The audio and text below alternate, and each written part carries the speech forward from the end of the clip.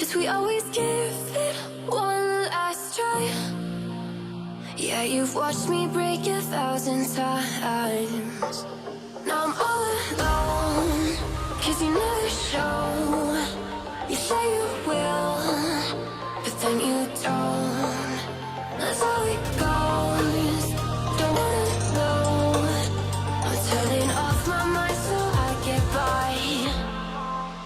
I just wanna be happy, happy tonight.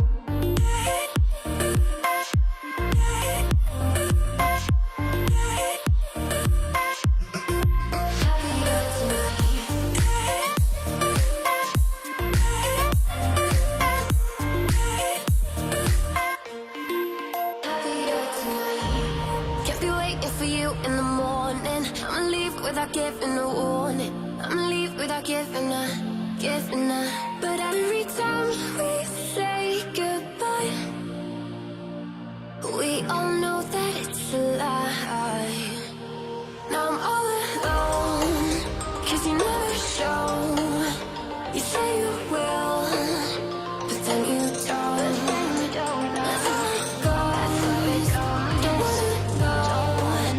I'm turning off my mind so I get by. I just wanna be happy, happy tonight.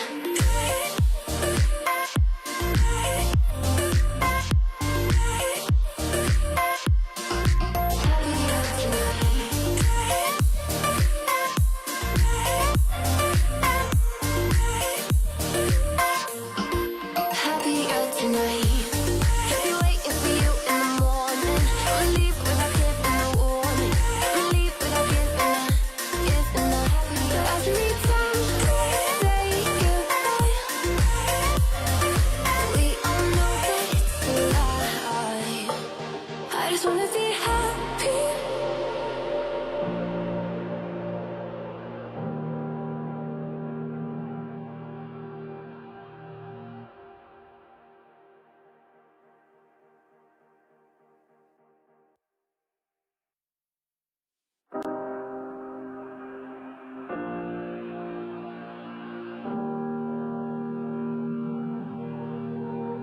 Every time we say goodbye, they all see that it's a lie. 'Cause we always give it one last try.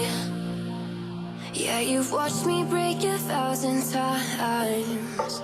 Now I'm all alone, 'cause you never show. You say you will, but then you don't. That's how it goes. Don't wanna know. I'm turning off my mind so I get by. I just wanna be happy, happy tonight.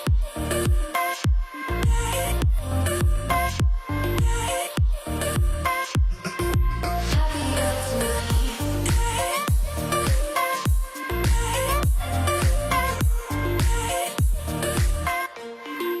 Happier tonight. Kept you waiting for you in the morning. I'ma leave without giving a warning. I'ma leave without giving a. But every time we say goodbye, we all know that it's a lie. Now I'm all alone, 'cause you never show. You say you will, but then you don't. That's how it goes. Don't wanna know.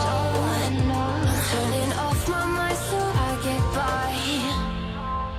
I just wanna be happy, happy tonight.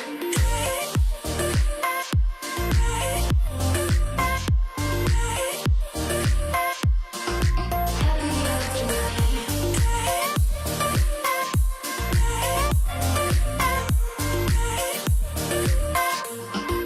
Happier tonight.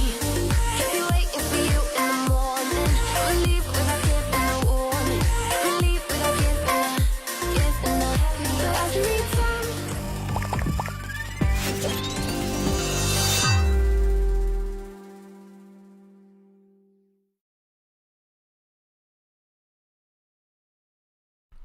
Good evening, everyone, and welcome back to another live stream community guest Q&A. It's been a couple of weeks since I had Joshua on doing the last one of these, but we will get to our guest in just a minute, but I'm sure you will recognise a familiar face down there. If you guys don't follow me already on Twitter, the page is up on screen for you and the link is in the description as well, so please make sure to go and check me out over there.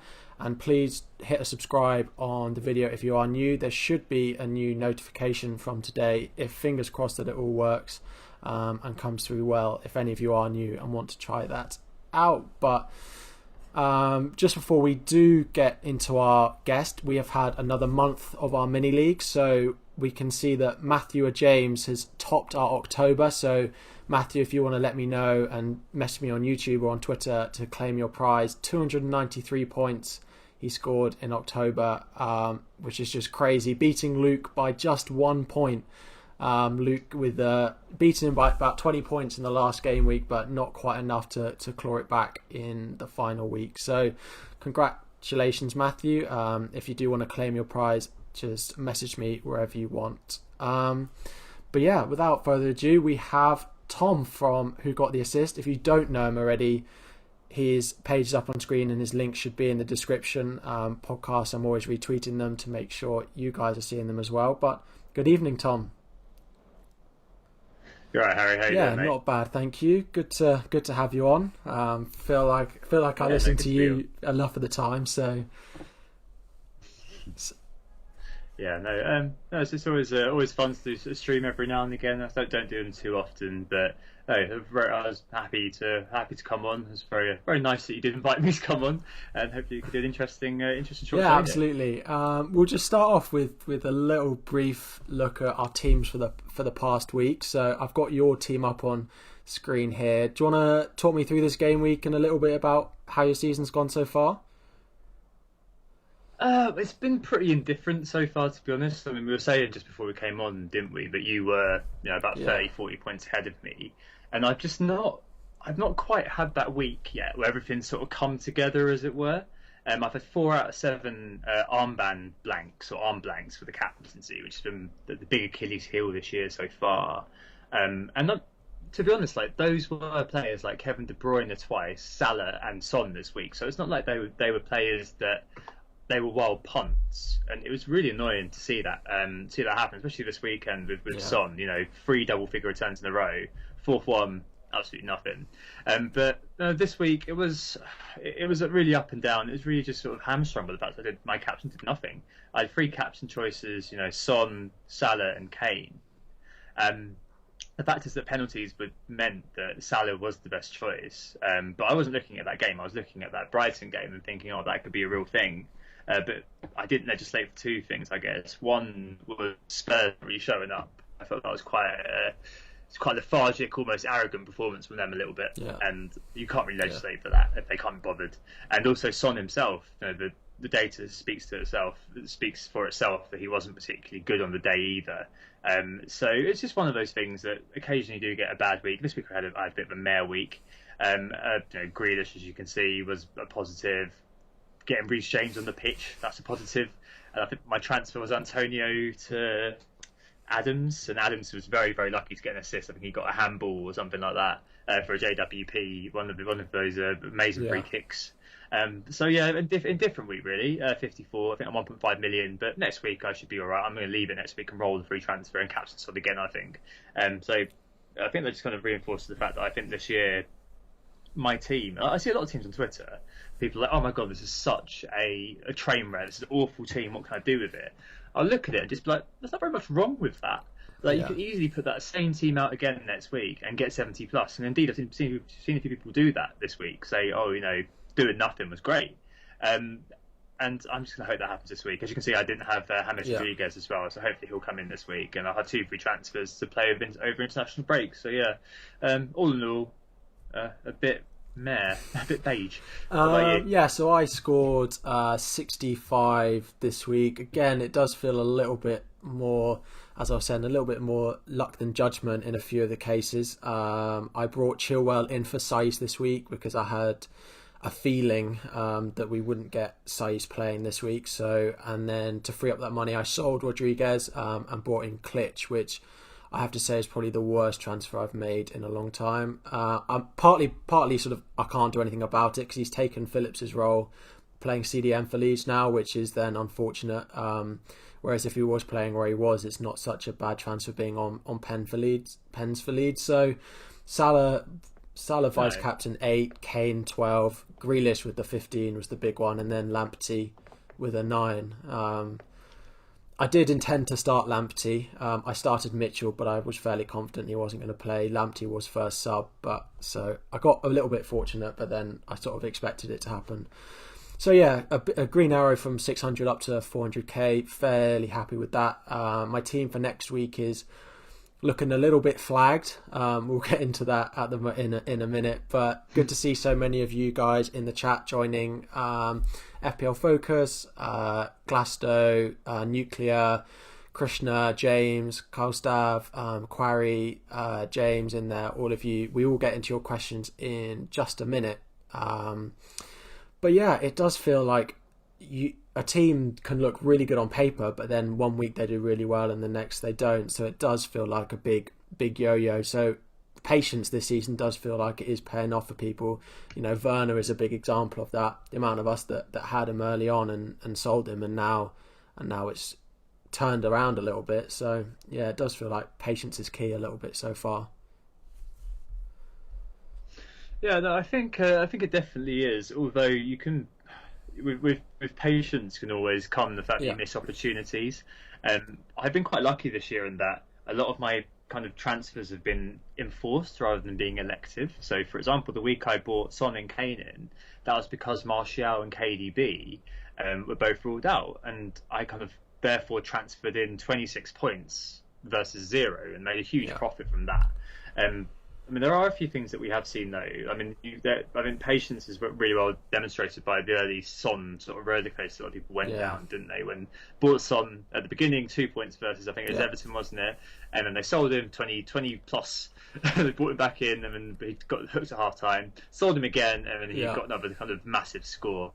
So there's been a lot of that going on. I think now we're going to see it settle. I think the start of most seasons, there's a lot of kind of what do we do? Who do we buy? Who's looking good? Who's looking bad? And you get a lot of less engaged managers ruling the market, and you will see players like really going through the roof.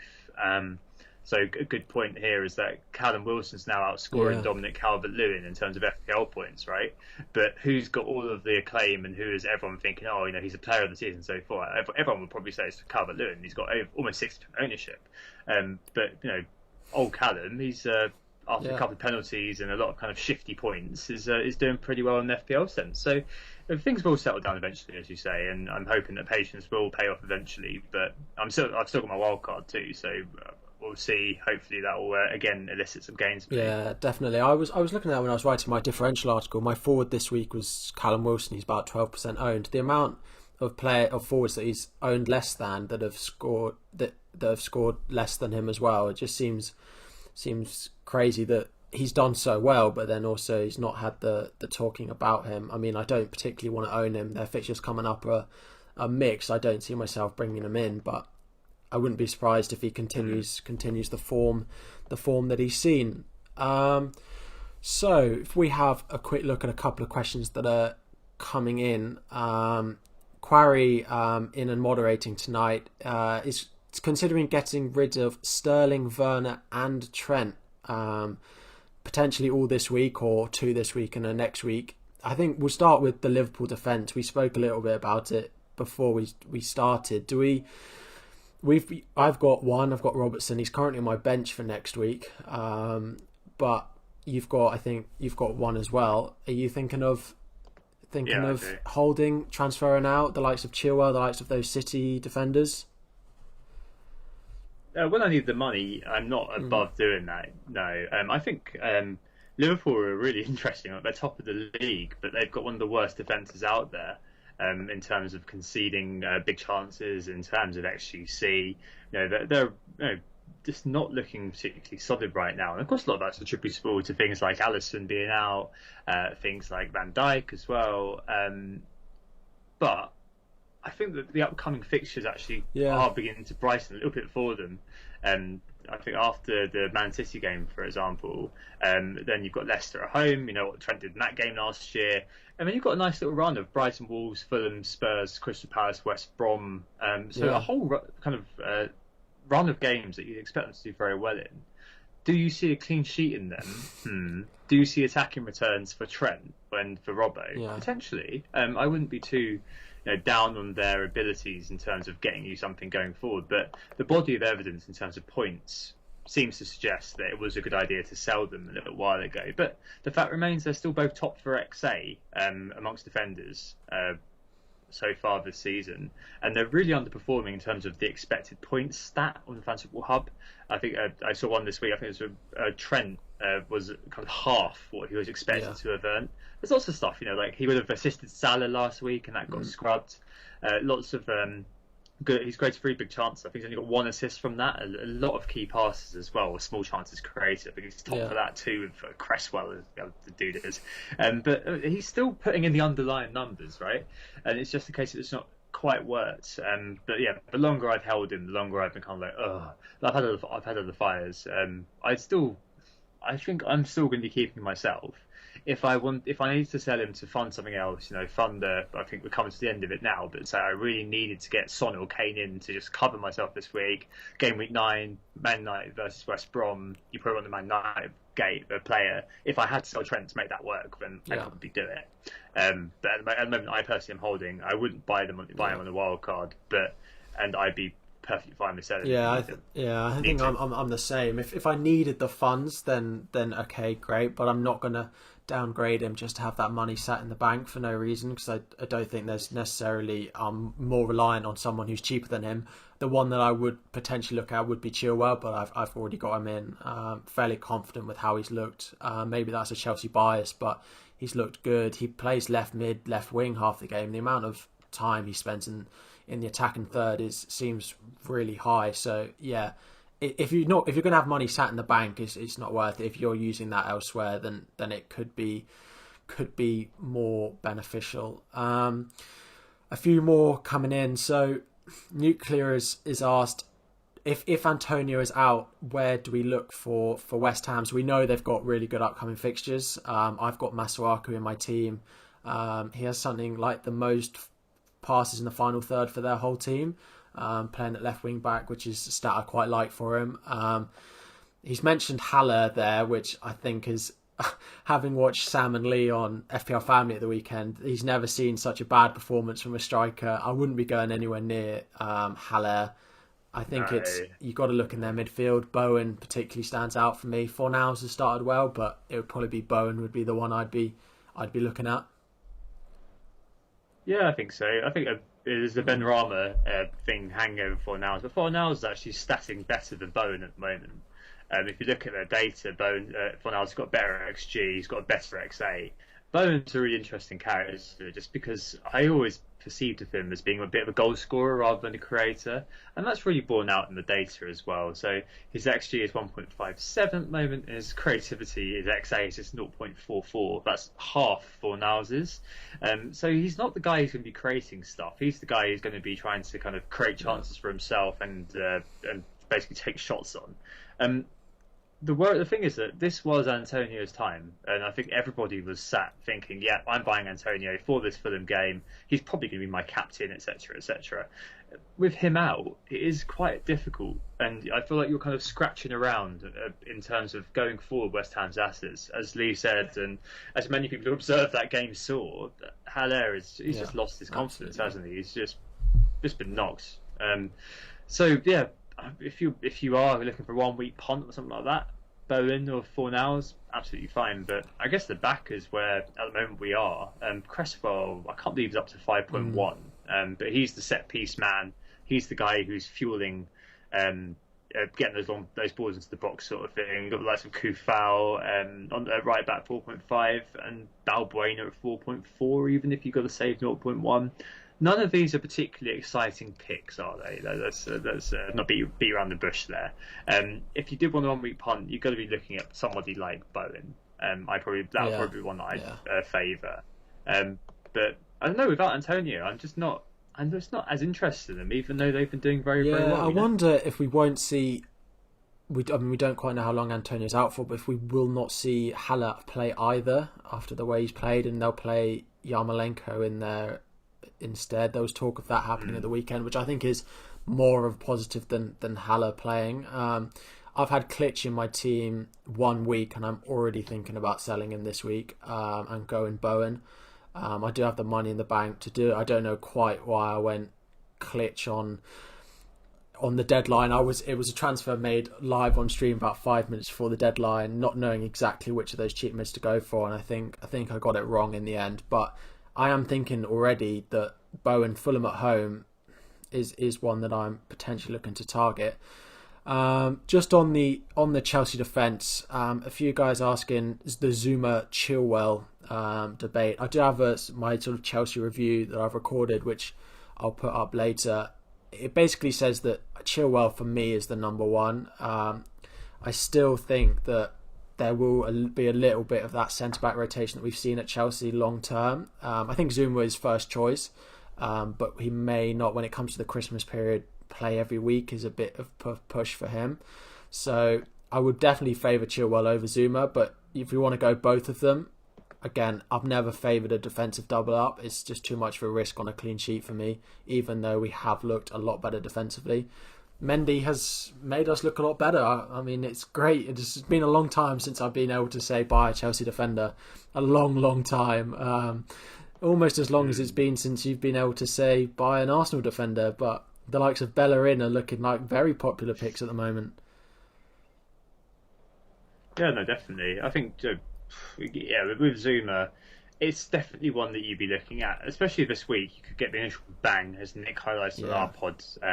Sheffield United did more headed attempts than any other team, 22, and Zuma's joint first headed attempts in the Chelsea amongst Chelsea in general. So you could well get a goal out of him this weekend. Yeah. Makes sense. I think I agree with your observation on Chilwell though. He's definitely been liberated, so to speak, and he's now able to kind of get up and down that flank a little bit more maybe than at Leicester. I think he was obviously doing that, but he's just behind Mount in terms of chances created for Chelsea so far. So that's pretty good. There's quite a lot in there, and I can see why he's gone all the way up to 5.9, just because you get that kind of more assists than goals. I think he did get that goal in his debut, but that was a really sweet finish. But I don't think you'll be seeing that very often. But you will see the balls into the box, and you will see those points. Yeah, he's probably got, looking at his positioning, maybe 3 or 4 goals in him this season. So I wouldn't be bringing him for that. His assist is probably what you're bringing him in for.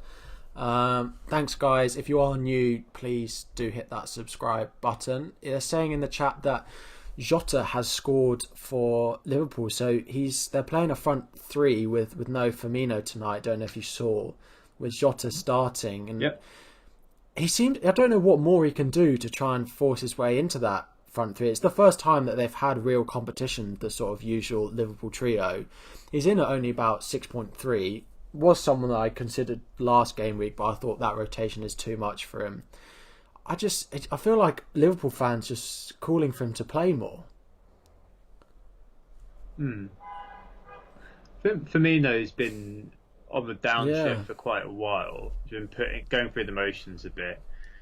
Jota provides that sort of attacking penetration, which Firmino perhaps doesn't. I remember back in the day. Were you playing when Lallana was a real going concern? So that big Lallana season where Everone was my first proper season. So yeah.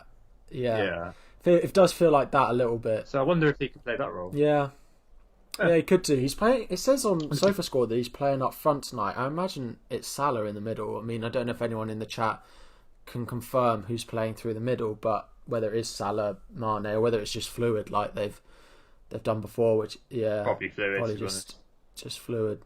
Interesting. He could be great at 6.3 if he puts a run of starts together. The way he finishes so well is definitely. I suppose speaking on West Ham, Nuclear has asked thoughts on Souček, the big community pick that is Souček, that has got all of 1 assist so far this season. But it's thoughts on him. He seems to have a lot of shots. I still think he's probably best as a bench fodder for me, probably first sub for the next long period of time. But I I don't want to be starting him every week. I just don't see it consistently enough from him. Yeah, I think he's just an FPL catfish, Souček, and I really do. Like, he's played 7 games, and there was 1 assist for under Jimenez's own goal. I think he's getting in the box. He definitely does. He's quite lanky, isn't he? And he's getting on the end of those kind of, or the Cresswell clean free kicks and corners that aimed at him. Mourinho called him Moises Fellaini, didn't he? Are we going to see consistent returns from him? I don't know. I think that the beginning last season he was a bit of an unknown quantity, and he did get a few goals.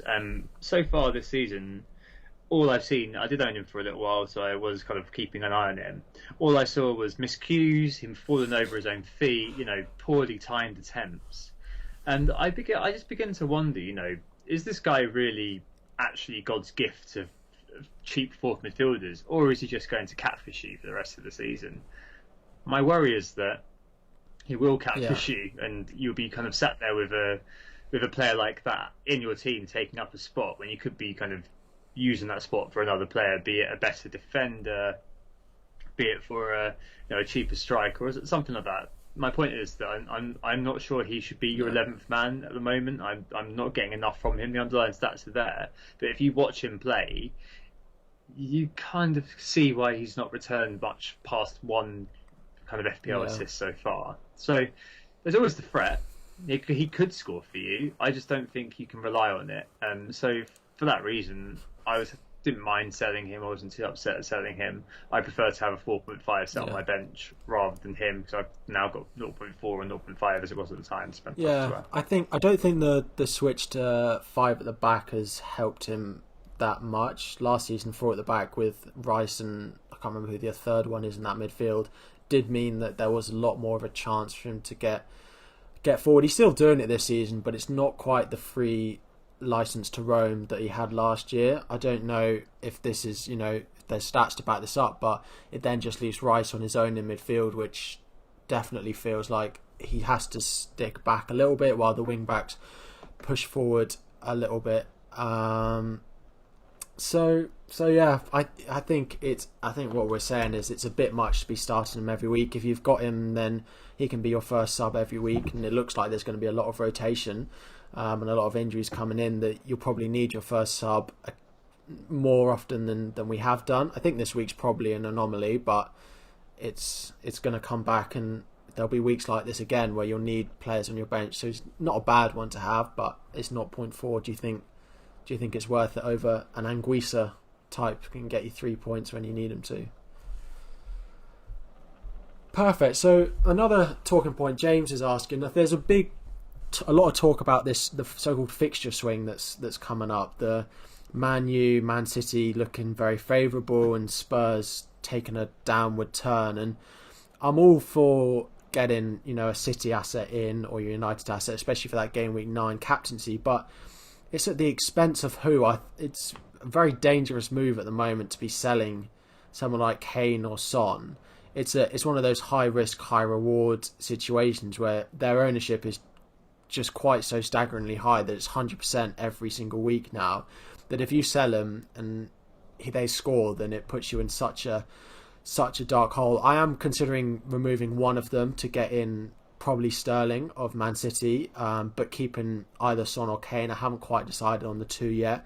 Looking at their captaincy rotation between now and about Game Week 25, if you have a Liverpool, Spurs and a Man City asset, you have basically a favourable fixture between now and the end of January. So it's a good way to do it. It's just working out which of the two you probably want to sell. Have you thought about moving one of the two on? Yeah, so I think at the moment I'll leave them for Man City, and then after that I'll probably be selling Son for Sterling. I think we get this every year, don't we, where we get the initial part of the season, there are a few heroes that do very, very well, and then comes a fixture swing, then comes a downturn in form, then comes fixtures like Spurs have got City, Chelsea, Arsenal, Crystal Palace, Liverpool, Leicester, Wolves between Game Weeks 9 and 15. Sorry, that's Spurs have got them. And none of that to me sounds like No. a very exciting. Sound to me like they're going to be bountiful games for Spurs. So I'll be looking to kind of jump on the favourable Man United and Man City fixtures. What's going to be really interesting is the usual kind of trope of, oh, but he will punish you if you sell. And you'll see lots of people kind of espousing that there's no way I'm going to get rid of Son, there's no way I'm going to get rid of Kane. They may well be right. But often you'll find that fixtures are what underlies good form and what underlies the fact that you're going to be doing well at FPL. If you're doggedly holding on to players just because they've done well for you in the past, that can often be a bit of a regressive way to play rather than kind of being on the front foot. And I remember last year, for example, Vardy had that amazing run, didn't he? When we all owned him, absolutely smashed it. Then he had the baby, then his wife had the baby, and suddenly he just couldn't do anything. And so many people held on just because of the fact that thinking, this week is going to happen, and plainly and I did it too actually for a little while. Plainly from watching him, he wasn't in the same kind of hot vein of form anymore, if you believe form exists, which is another question entirely. And I think you're probably going to see that with Son and Kane. I think I probably would. I'm fine keeping Kane just because the underlying stats are so good, and the fact is he is on penalties. And as you mentioned, from game week 16 onwards, he's pretty damn good. In terms of, I think Fulham and Leeds, 2 home games in a row. I've got a distinct memory of him having 2 very easy home games at one point in the past and doing absolutely nothing. Absolutely, it happens every year. So I think Son would be the one that I do get rid of purely because of the fact that I'm only really interested in Sterling from a Man City perspective, and somebody, as you say, has got to go. It won't be Salah. No.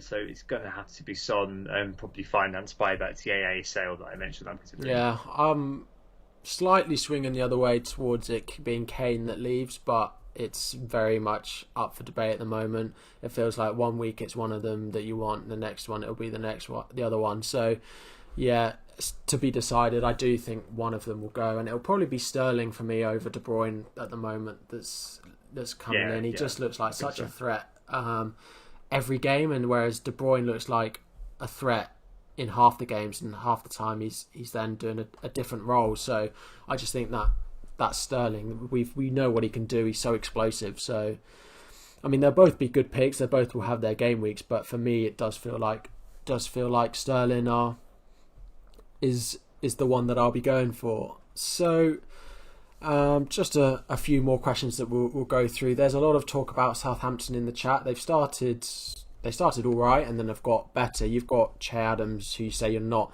overly fussed with. You did quite fortunate to get an assist this game week from him. Ings, we wait to hear what exactly is going to happen with him. It sounds like, if we had to hazard a guess, it'd be that he probably doesn't play this week, but he'll probably be back after the international break. But we'll have to wait on any sort of confirmation on that. JWP with 2 free kicks. It happens every year, and people think he's on set pieces. Is he going to do it every game? But he won't then do it for another 3 games or 4 games. So I think JWP is one of those players that you've got to see his hauls go. You've got to let them go. It's one of those times you think, oh, it would have been great to have him, but it's one of those players. We had it with Xhaka a few years ago where he got 3 assists in 1 game, and then we all went and bought him, and then suddenly he didn't do it again for the rest of the season. So it feels like there are players that when they haul, you've got to determine what was a haul that's likely to be sustainable and what's a haul that is a haul that you're not going to be able to jump on and is not likely to go. So I think I am still tempted by Ings if he was fit. It's one of the players I hate seeing score points against me. A lot of players you can see points score against you and it's fine. Ings is just one that's caused me too much pain over the last season that I just can't deal with him scoring, and it happens every game.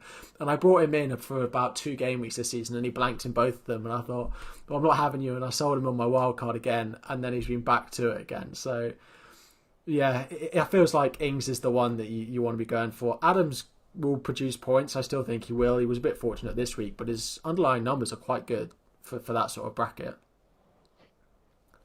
Yeah, he is. I think he's got a higher non-pen XG than Ings does. He's had the same amount of shots in the box as Danny Ings. I think he's had more big chances than Danny Ings as well. But he's not as good a finisher, which is why he is a lot cheaper than Danny Ings is. I share your pain on Danny Ings. I didn't have him last year. I'm not owning him this year. I haven't owned him this year. I might own him at some point, but the thing I normally do is I just pretend he doesn't exist. You know, like on Twitter, you mute people and they're gone from your life. Like Danny Ings is like that with me. I just have no interest in Danny Ings until I buy him, because he's a bit like Hazard, in that I did own him last year for I think 3 game weeks. He did nothing, absolutely nothing for me. The moment I got rid of him, double figures. So one of those players you've got to just keep in your team. And those people have done really well out of him. And of course, he's a great pick. He's just one that hasn't really found the space for me this year. But I will be looking at him again at some point. I'm sure he will rear his ugly head on 100%. Yeah, I had a stat from last season which summed up my choice of forwards. I think Ings, Calvert-Lewin, and Vardy scored something like 48 goals combined last season. I owned 9 of them.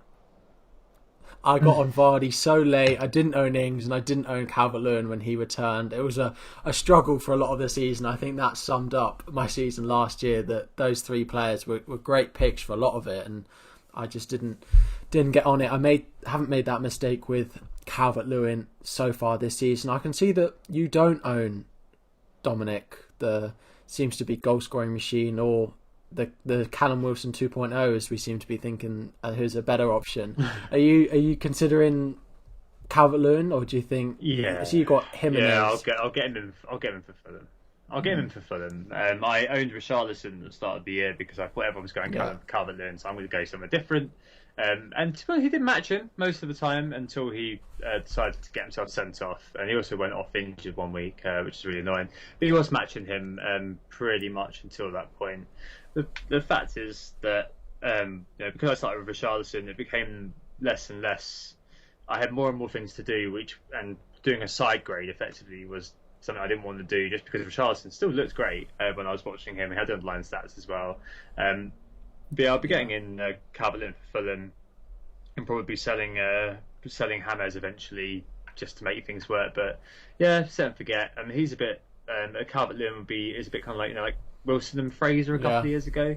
Everyone owned them at the start of the season, and all these people sort of dropped off, stopped playing FPL.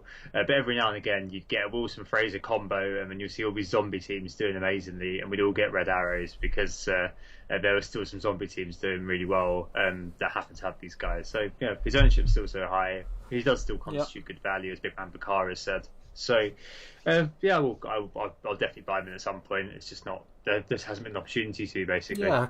Cool. So I suppose we've got through a lot of the questions. We'll come back to them in a little bit. We'll just, in terms of, you say you're going to roll your transfer this week. In terms of looking at your team, who are the players that you are unhappy with, and that if you had the chance, you'd be wanting to change? I would get rid of my entire defence, absolutely everybody. I would get rid of. It's probably easier for me to say that I'd keep 4 players if I wildcarded. Who are Grealish, Salah, Son, and Kane, and I get rid of everybody else, frankly. The reason I'm not wildcarding is because of this kind of fixture shift, as you mentioned, and the fact that the defence at the moment is just so crap anyway. That anyone that I did bring in, I'd be like, well, I'd be as likely to do well with them than who I'd be removing. So, I mean, I'm not particularly happy with my team as it is, but I'm not going to panic either. Like, if I have a good week next week, suddenly I'll be in love with my team again. That's just the way it is. What I will be doing probably is removing rejigging things a little bit just to make space for stuff going forward. So 2 free transfers. Next week I'll probably be doing Jimmy, maybe Adams as well, and James out to bring in Rashford, Calvert-Lewin, and maybe Brewster or something. And that would all be kind of designed to set me up to bring Sterling in game week 10, so I need to do some proper moving around. But yeah, I'm still holding that wild card, to be honest with you, and I'm wobbling a little bit because game week 10 I could do a bit of a madness, but it's just sometimes you got to just kind of be patient with your players and hope it does come out. So earlier on, my team could easily go out next week and score 80 plus. It's not a bad team. It's just there are a few players I'm not too happy with. Yeah, Jota scored again, 2-0 for Liverpool, both scored by Jota. It's gonna be an interesting one to see whether he can't do much more to get into their starting team sort of on a more regular basis. Whether he keeps himself as a super sub, maybe that's what he wants him for. But I mean, he can't do much more. Scoring twice in the Champions League when they're 2-0 up is pretty great for him. So, well, interesting to see how that goes. Yeah. But we'll see. I'll need to see confirmation absolutely. that he's been given the nod over Firmino. But Liverpool fans have been calling, as you said, for Firmino to be given a rest for quite a while. At 6.3, the rotation factor is kind of built into the price. It's just if that's a good use of a midfield slot at the moment. Yeah, absolutely. We'll have to. Time will only tell, I think, on him, and it's probably not quite time yet to get on him because there's too much uncertainty. Quarry, thanks for coming. Yes, I will be doing a stream on Friday. I've actually got Friday afternoon off work, so I've got a strange 4 p.m. deadline. Probably the first time we've ever had that, apart from during the Christmas period, which just seems very strange that they've done it. It's because it's the international break and they can't stick a game on Monday night, and they need them all to be televised so they can rip us off £15 more. But we will see. Yeah, I will be doing a deadline stream on Friday. It'll be 3:00 or something.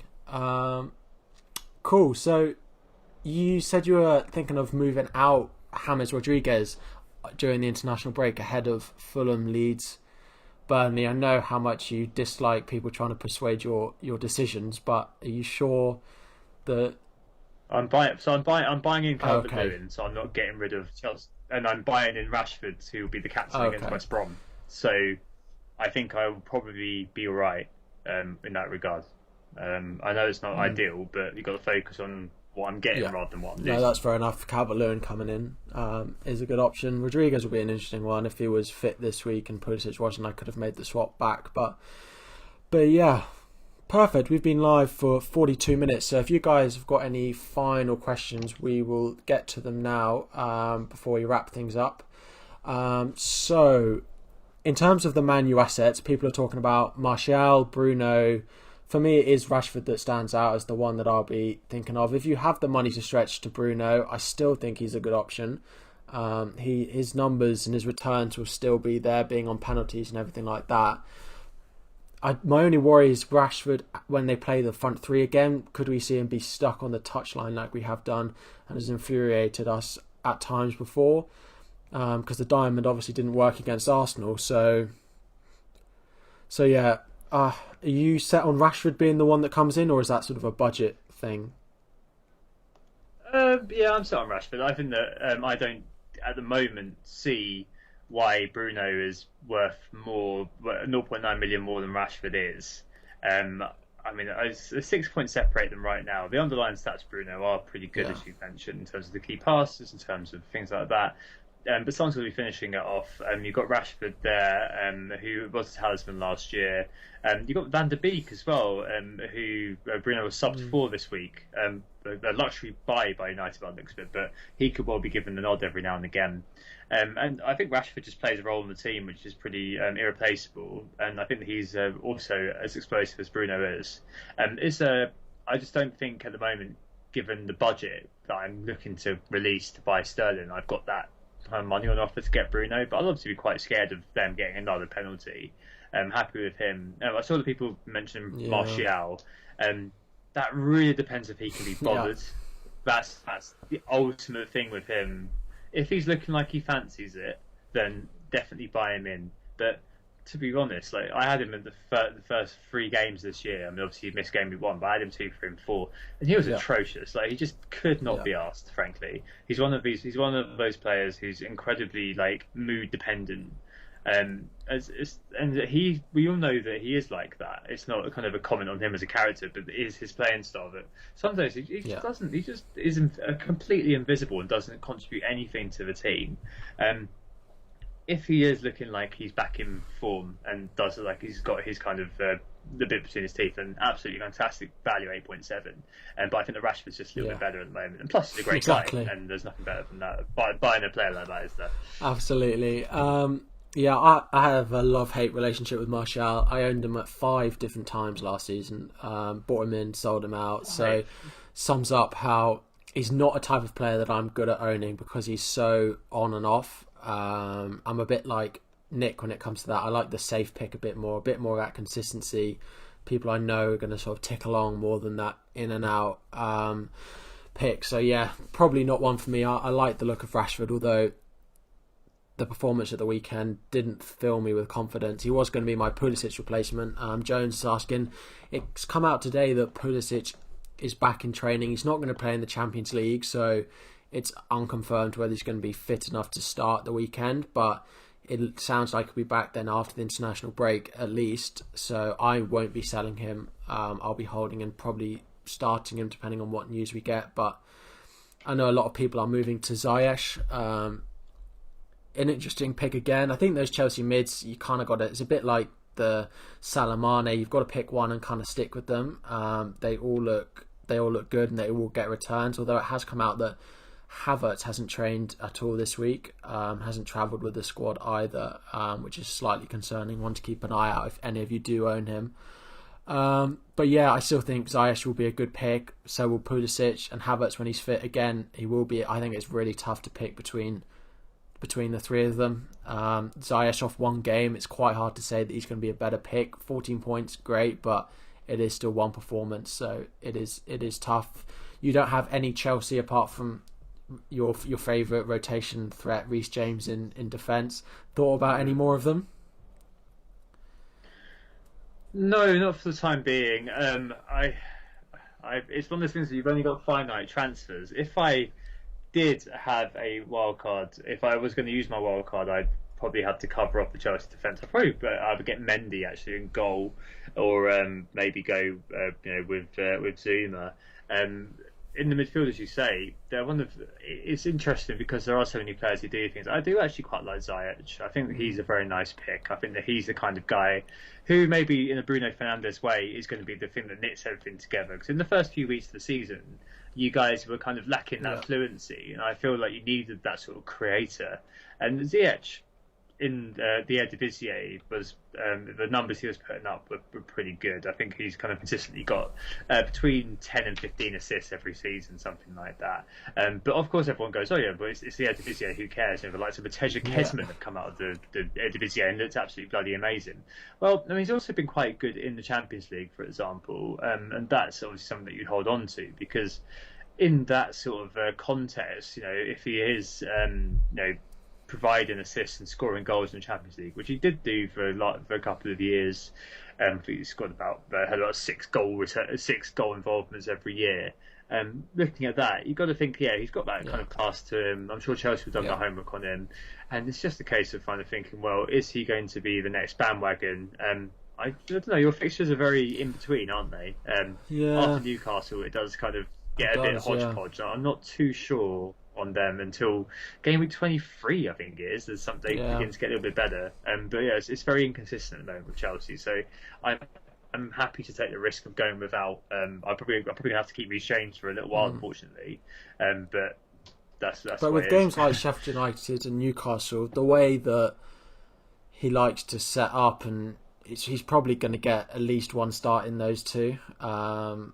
Probably music to your ears, but it was just the Burnley game at the weekend. Having then get rested, it'll be interesting to see what lineup we go with tomorrow night, which will probably give another good indication for you. But he is on his best day. I'd rather have him in the team than Azpilicueta, and I think come the end of the season that will be the way we're playing. It's just maybe sometimes we need that little bit of defensive solidarity. Sheffield United, we could again match the 5 at the back. We often try and match teams like that. We've done it with Wolves. We did it with Spurs when they were doing it a couple of times. So it could be one that he gets the right wing back role again, which he looked really good at against United. So yeah, it's probably a hold on him for now for you.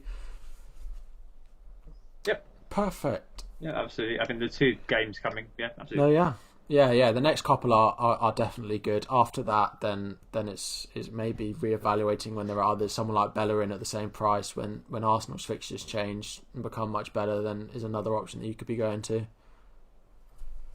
Yeah. Cool. Well, it is 8:45, so we're gonna wrap that up and call that a night. If you guys are new here and you've enjoyed what you've seen, please hit the like button on the stream and subscribe. Make sure to go and follow Tom over on Twitter and check out their podcast from today. Another really good listen, one of my weekly staples, so make sure you go and do so. I will be live again on Friday doing a sort of deadline stream at 3:00 lead up to the deadline. But that is all that we had time for this evening. Thanks, Tom, for coming on. Yeah, cheers for having me, Harry. Perfect. Thanks all, and I will see you all next time.